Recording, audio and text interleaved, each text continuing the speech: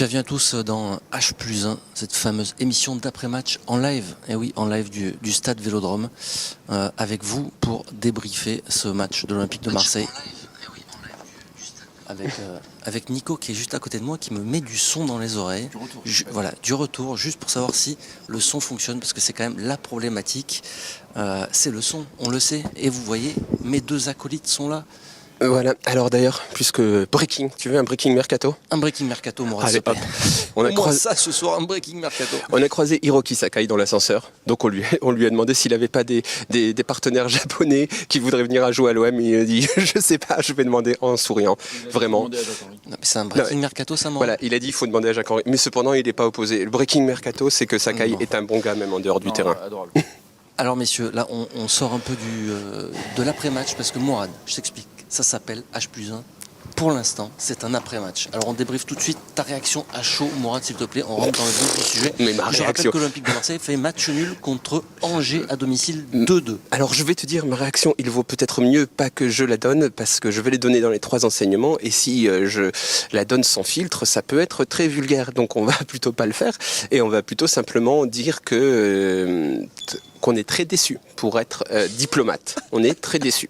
Voilà. Très déçu. Non mais l'analyse à C'est chaud. décevant, je veux dire, tu mets 2-0, Balotelli te met un doublé, t'es bien, t'es sur des roulettes, ça joue bien, ça presse, et d'un coup, plus rien, hop, coupure d'image, coupure de son, il n'y a plus rien, merci, au revoir, et tu remets Angers dans le match. Alors il y en a qui, j'espère pas le coach, même s'il en est capable, qui va pleurer sur l'arbitrage, mais je suis désolé, quand tu joues pas, tu t'exposes à prendre un penalty ou un but sur coup de pied arrêté. Donc là, en fait, l'OM, ils ont donné ce match, ils ont donné ce match nul, c'est pas possible. Bon, je pense que je vais laisser ma place parce que... Mourad, qui veut pas parler ce soir, Mourad. Il veut pas parler. Allez, les invités d'après-match sont arrivés. Voilà. Un vainqueur de la Ligue des Champions. Ouais. On en direct, c'est du direct. Et oui, tout ça, c'est du direct. Merci. Francky, tiens, pose tout là, vas-y, mets-toi au milieu. Oh, si tu veux. Donc on a le plaisir d'accueillir Monsieur Franck Sauzet quand même avec nous. Eh oui, Hop là. avec Allez, Charles de ça fait Bono. plaisir. toujours. Et nous, ça nous fait plaisir de oui, te ça nous recevoir, fait- surtout ça nous fait Francky. super plaisir. Avec plaisir, vraiment. Franck, merci en tout cas d'être avec nous pour débriefer ensemble ce match nul. Match nul de l'Olympique de Marseille. Ça a été une soirée pénible quand même. Pénible, pourtant ça avait bien commencé.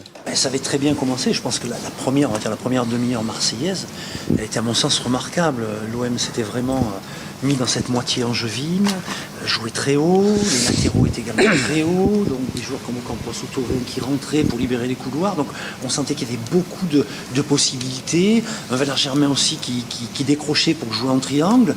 Il n'y avait qu'une équipe, quoi. Et puis après, il y a eu on va dire une première action, je vais dire, qui a commencé à semer un peu le doute. C'est sur la tête d'Adil Rami où il y a la possibilité pour cette équipe angevine de venir battre le gardien marseillais. Mais bon, c'était qu'une alerte, ça fait partie du jeu aussi, il faut savoir les accepter.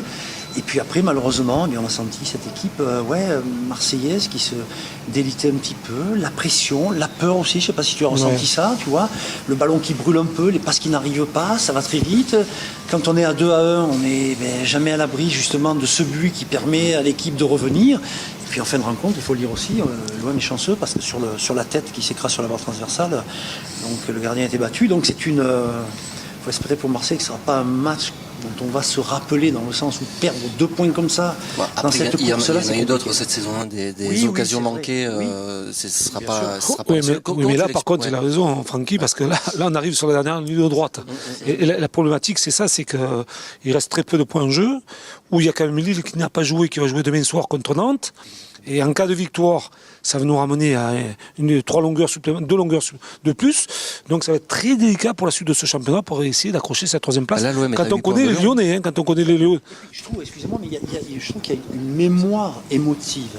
C'est-à-dire que, prenons par exemple le cas du Paris Saint-Germain, je veux dire, en Ligue des Champions, il y a eu un tel choc avec l'élimination, notamment face au Barça, que lorsqu'il arrive ces quarts de finale ou ces 8e, enfin pas les quarts de finale, mais les 16e et les 8e, il y a une pression supplémentaire. Psychologiquement, on y pense. Hein. Oui, absolument. C'est comme parfois quand on va jouer dans des clubs où on sait qu'on ne réussit pas. C'est compliqué, c'est toujours compliqué. Il ne faut pas oublier que l'année passée, c'était l'OM qui était quand même en position royale et qui s'est fait grignoter par Lyon. Et je veux dire, Lyon, en ce moment, a le vent en poupe. Il n'y a qu'à voir le résultat hier à Rennes. Ils vont gagner. Ils gagnent 1-0 à la 87e minute. Il y a une demi-finale. Eux, ils sont dans la même situation au niveau psychologique qu'ils l'étaient l'année passée. Ils ont Lille en ligne de mire. Je crois qu'ils sont arrivés, ils sont à 2 points là. À un seul point. Ouais. Donc Lille va jouer donc Nantes demain. Demain, c'est ça. On ne sait pas le résultat. Donc Lyon est dans une marche, on va dire positive. J'entendais beaucoup, oui, il va y avoir un OM Lyon la 36e journée, mais la question, ça peut être décisif. Exactement. Ouais. Exactement. Aujourd'hui, l'OM est à 8 points. Enfin, t'y crois encore, toi, Jean-Charles, cette 3e place Il faut toujours espérer. Quand on est supporter de l'Olympique de Marseille. Un miracle depuis longtemps, mais là, avec ce match nul. Non, mais c'est sûr que mathématiquement, ça nous pénalise. Mais en fait, comme je disais, il reste très peu de journées, 8 journées, si je ne me trompe pas, avant la fin de ce championnat. C'est ça, Francky, 8 journées. Donc 24 points à prendre. Tu as 8 points sur Lyon déjà. Oh, mais 8 points aussi, c'est énorme, sur Lyon. Mais oui, on sait que Lyon, chaque année, l'année dernière, ils font. De toute façon, les 10 dernières journées, Lyon, on sait très bien que c'est une ligne droite qui ne rate jamais depuis des années. C'est ça. Tu as raison, dans les statistiques, ils sont là. Mais c'est marrant parce que quand on a le vent en poupe comme ça, quand on est footeux, quand on sort de l'hiver comme ça, quand on arrive au mois d'avril, on a d'autres sensations. Je ne sais pas si tu ressentais ça, mais moi j'en discutais des fois avec les potes. Le temps, le soleil, Non mais c'est la vérité, les joueurs ressentent ça. Exactement. Et quand tu es dans une phase ascendante et positive, tu y restes dedans. Parce que la victoire, c'est ton moteur. Tu haïs la défaite quand tu es footeux. Et quand tu as des points d'avance comme sur Marseille, mais aujourd'hui, toutes les équipes de notre championnat veulent se payer l'OM. C'est comme ça. Parce que l'OM a une histoire. Marseille n'était pas trop mal en ce moment, à part ça. Mais il était très bien même. À Paris. Il y avait une petite série. Après, c'était pas des gros matchs. Non, mais il y avait une série quand même. C'est pas un gros match ce soir non plus, face à Angers, qui est quand même 12e au classement au départ et qui est en difficulté. Face à Paris, je trouve que la première mi-temps, dans l'organisation et dans le domaine défensif, on est d'accord, l'OM a été présent. Il y a eu ce but, c'est vrai, dans les arrêts de jeu de la première période, mais l'OM revient, je crois, au bout de la première minute de la seconde période. Donc l'OM était revenu dans le coup. Après, derrière, c'est Paris, quoi. Ça reste Paris avec un Di Maria qui a été extraordinaire, il était sur un nuage. Voilà, il était au-dessus. Donc ça, c'est le propre face aux très grandes équipes. On perd, et puis voilà, on passe à autre chose. Mais c'est vrai que ce match-là, face à cette équipe, et en plus avec l'entame de match que fait Marseille, c'est vrai qu'on ne s'attendait pas à ce genre de résultat. En fait, moi, je suis dans la tribune de presse comme vous, et je regarde cette rencontre au bout de 20 minutes, au bout de 10 minutes même. Je me dis, ce soir, c'est un 4-0 pour l'Olympique de Marseille. Pas d'inquiétude, serein. Je me suis dit, ce soir, on va un match spectaculaire où on va pouvoir un petit peu se régaler et voir des buts. Au bout de la 25e minute, 26e minute, un flou total, un trou noir qui se passe, 30e minute, on ne voit plus de jeu, on voit Angers qui prend la maîtrise du ballon, qui tente des frappes, qui fait des combinaisons, et en deuxième période, alors là, ça a été comment on peut l'expliquer totalement différent. Que l'OM sombre c'est le doute. Ou s'arrête de jouer. Mais Francky était joueur, le doute s'installe, à un moment donné, tu joues avec la crainte. Parce que depuis le début de la saison, il n'y a pas ce fond. Ce fameux fond de jeu qui te permet d'exister peut-être aussi. Moi, je pense que sur ce match-là, je suis complètement d'accord. La première demi-heure, il n'y a qu'une équipe. Et perso, je trouve que ça a été une réelle performance. Parce que cette équipe angevine, dans le domaine défensif, quand elle évoluait, elle était à 4 derrière, mais son milieu de terrain, à la perte du ballon, revenait. C'était un 4-3-3 soi-disant. Mais sur le côté, ils étaient à 5 au milieu. Et jouer dans une moitié de terrain face à une équipe comme ça qui regroupait et qui en l'occurrence ne voit pas le jour face à cette équipe marseillaise, je trouve que c'était réellement un exploit et une première demi-heure de haute qualité. Mais on était dans un domaine où cette équipe marseillaise avait mis la pression, contenait cette équipe angevine dans sa moitié et défensivement n'avait pas eu encore à se mettre en valeur. Dès que cette équipe angevine a su déjouer un petit peu aussi le pressing marseillais et qu'elle a commencé à sortir, collectivement, c'est là où justement l'OM, d'un point de vue défensif, a été en difficulté. On sait que ce que réalise Mario Balotelli dans le domaine offensif, c'est quand même assez extraordinaire. Mais dans le domaine défensif, il y a une carence. C'est pas d'aujourd'hui, on le sait. En fait, Franck, il défend même pas jusqu'à sa ligne médiane. Exactement. Il défend dans les 18 mètres adverses, dans les 20 mètres adverses. Exactement. Je trouve que c'est quand même limite. Même, je veux bien que ce soit un attaquant, un buteur, un chasseur de but, mais à un moment donné, il faut de l'aide offensivement. Et on dit que le premier défenseur, c'est toujours l'avant-centre, l'attaquant. Justement, je suis complètement d'accord. La première passe. Après, sur les côtés aussi, dans le domaine défensif, je trouve qu'il y a eu un peu moins de replacement. Notamment Thauvin. Exactement. On a été plus négligent.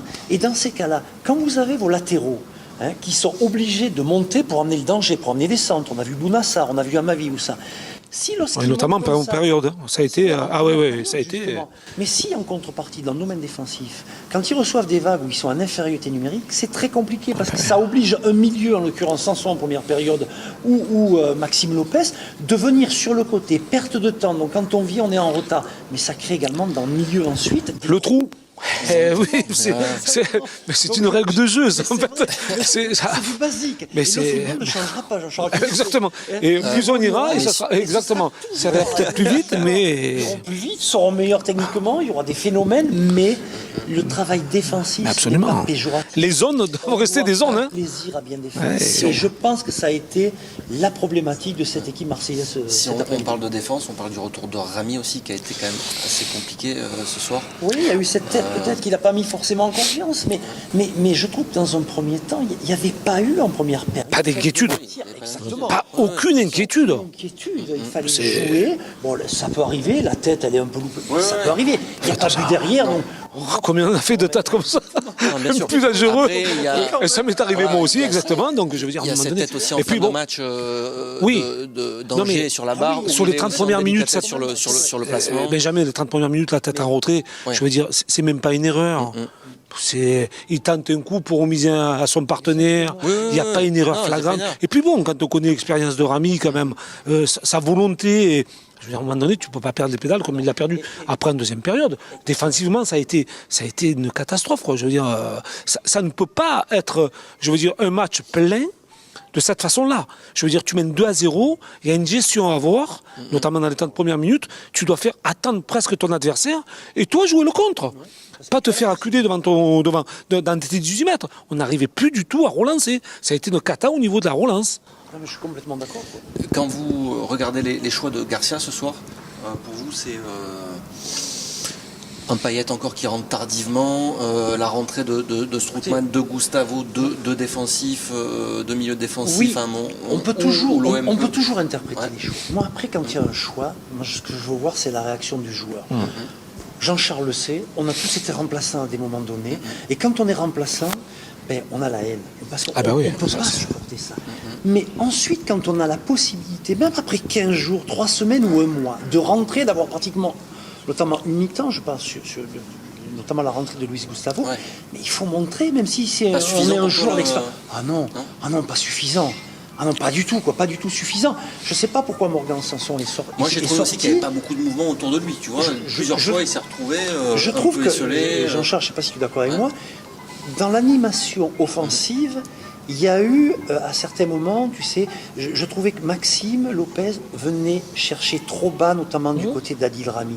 Un défenseur aujourd'hui, dans le football moderne, un défenseur dans l'axe, il doit être capable de donner une passe à 20 mètres, dans l'axe à 20-30 mètres. Bien sûr. Parce que lorsque Maxime Lopez vient souvent, et je trouve que c'est récurrent, depuis quelque temps, il vient à la hauteur d'Adil Rami, il manque au milieu. Si la balle est interceptée dans la passe ensuite, au milieu en l'occurrence, danger parce qu'il n'y a qu'un seul joueur, en l'occurrence Sanson. Donc je trouve que là, il faut aussi qu'il y ait des tauliers qui disent non, viens au milieu, reste au milieu, laisse la prérogative justement aux joueurs de derrière à trouver dans l'entrejeu, dans cet espace-là des joueurs de milieu, pour que le jeu puisse aller plus loin. En fait, Franck, tu as absolument raison, mais ce que je n'ai pas trop bien compris aussi, c'est la façon comme on a reculé. C'est-à-dire que le petit Maxime est allé chercher les ballons beaucoup plus bas, à la hauteur du stopper. Ça veut dire, comme tu viens de nous signaler, c'est vrai que dans l'entrejeu, il te manque un joueur, et ta passe est certainement plus de 20 mètres ou de 30 mètres, mais elle est de 50 ou 60. Donc il faut être beaucoup plus précis, mais aussi, au-delà de ça, je pense que si le bloc équipe avait joué 10 mètres plus haut, ça aurait permis à l'Olympique de Marseille d'aller, et notamment de ne pas se faire prendre en compte déjà, de jouer trop bas et d'avoir des situations pour ranger. Et là, peut-être qu'on aurait eu plus de fluidité. Et peut-être plus proche de Balotelli, parce qu'on sait que Balotelli, dans la surface de réparation, c'est une chose. Après, dans les déplacements, dans les mouvements, c'est quand même autre chose. Donc, pour le toucher, c'est quand même plus difficile. Et il a quand même le jeu dos au but. Et ça devient beaucoup plus compliqué pour un attaquant. Même s'il a quand même cette carrure, cette faculté à pouvoir protéger son ballon, c'est une perte, je trouve, quand on joue trop bas pour aller toucher nos attaquants. Alors, ce soir, on n'a pas trop vu aussi Florian Thauvin, qui a été, je trouve, ce soir dans une soirée très délicate pour lui. Dans ce genre de rencontre, il doit amener plus. Et puis, il n'a pas mené. Moi, je juge décisive. Donc, quand on parle souvent de taulier dans le football, c'est dans ces moments-là où il y a des matchs, on joue face à des équipes où c'est pas facile. On pense que c'est facile et puis pour X raisons, votre football vous échappe, mais après, c'est une question de caractère. Moi, je parle souvent ça et tu as connu ça avec ta carrière, Jean-Charles. C'est le caractère. Même si le football, il va peut-être laisser un peu à désirer, d'accord, mais il faut des aboyeurs. On voit sur le terrain, on y va les gars, on remonte, on resserre, on joue en bloc, on engueule le mec s'il ne se replace pas défensivement, qui que ce soit. C'est ça, il faut qu'il y ait de la vie dans une équipe. Et après on se tape sur l'épaule, c'est comme ça. L'intensité que tu mets dans tes actions. Oui, aussi, mais la première demi-heure, on ne peut pas reprocher ça à Marseille. Ils ont mis vraiment l'intensité. Oui, mais c'est vrai qu'aussi quand on met ce genre d'intensité, il y a toujours un peu un coup de mou. Et c'est là, je te rejoins quand tu disais en début tout à l'heure. La gestion. Tu dis, il faut taper dans la gestion après, parce qu'il y a des gens... On joue à Marseille, c'est l'OM. Il y a des gens aussi qui ont l'expérience et il faut en faire profiter. Allez, pour terminer, messieurs, juste un mot sur double buteur ce soir encore, c'est Balotelli. Bon, si l'OM l'avait eu en début de saison, peut-être que la saison c'était pas la même, non? Oui, peut-être qu'il ne marquerait plus là aussi. Je suis absolument d'accord avec toi. En fait, le point crucial, en fait, c'est un joueur qui est incroyable. Je le dis parce que d'en haut, tu vois la même chose que moi. Oui. C'est-à-dire qu'au niveau défensif et replacement, quand à la perte du ballon, l'OM joue à 10. Oui, c'est vrai. Ça, c'est d'accord. Absolument. Oui. Et après, il faut reconnaître, sur les points chauds, il est là, il a mis au fond. Voilà. Donc, on est sur du court terme aujourd'hui. Ça fait peu de temps, donc Balotelli est là, son adaptation elle est supersonique. Il vient de nous donner un coup de main à Marseille, mais d'une manière incroyable. Après, la question que je me pose, c'est quoi avec lui le long terme? Je ne sais pas. Le long terme, tu l'envisagerais si tu étais dirigeant de Marseille, tu te dis, mais attention, le long terme, là, c'est trop dangereux. Je pense que là, on va un peu trop vite parce que si on finit 4e ou 5e, parce que ça va aller très vite, parce que si Saint-Etienne gagne demain, Saint-Etienne nous passe devant. Aussi, ça peut être compliqué. Ça voudrait dire que déjà Balotelli, ce soir, c'est 2 buts. C'est son 6e but, si je ne me trompe pas, dans le championnat, ou 7e but. 7e but, ça veut dire que ce soir, c'est 10 millions de plus. Ouais. Il faut... Non, mais que ce soit clair. Raiola, quand il va venir, il va dire c'est 10 millions de plus. Balotelli, c'est 7 buts en quelques matchs, il va falloir payer. C'est-à-dire que je suis libre. S'il n'y a pas, je m'en vais. Alors ça voudra dire quoi? Que la saison prochaine, il va falloir se libérer de certains joueurs pour enfouer les caisses et en donner à un joueur, comme vient de dire Franck, qui n'est pas sûr de te faire une saison complète. Voilà. Allez, merci messieurs. Merci beaucoup. On s'est régalé, Franck. À l'ancienne. À l'ancienne. Bon, la différence, c'est qu'on a un micro chacun. Hein. À l'ancienne, on se le passait. Merci, Franck. À la prochaine. Ici, de toute façon. Mais Francky va venir nous rejoindre au moins lundi, il me l'a promis, sur notre émission le lendemain de match. Hein, on t'accepte avec plaisir. Comme tu étais petit joueur. Dans nos locaux, on aura un peu plus de lumière, on sera bien. Plus confortable. Là, moi, je trouve ça très sympa. Il ne faut pas perdre ça, justement. Je pense que les gens apprécient parler de match et parler avec des propos de match. Faites le naturel, c'est tellement bien. Il ne faut pas l'oublier. Le foot, à la base, c'est ça. Les gens aiment le foot. On a une chance, perso, moi j'ai une chance inouïe de commenter des matchs. Je sais ce que c'est aussi. Et de pouvoir en parler avec la passion. Je trouve que c'est et puis surtout, nos supporters marseillais à nous qui sommes de Marseille, connaissent quand même les bons moments et ils aiment ce genre d'émission tout simple.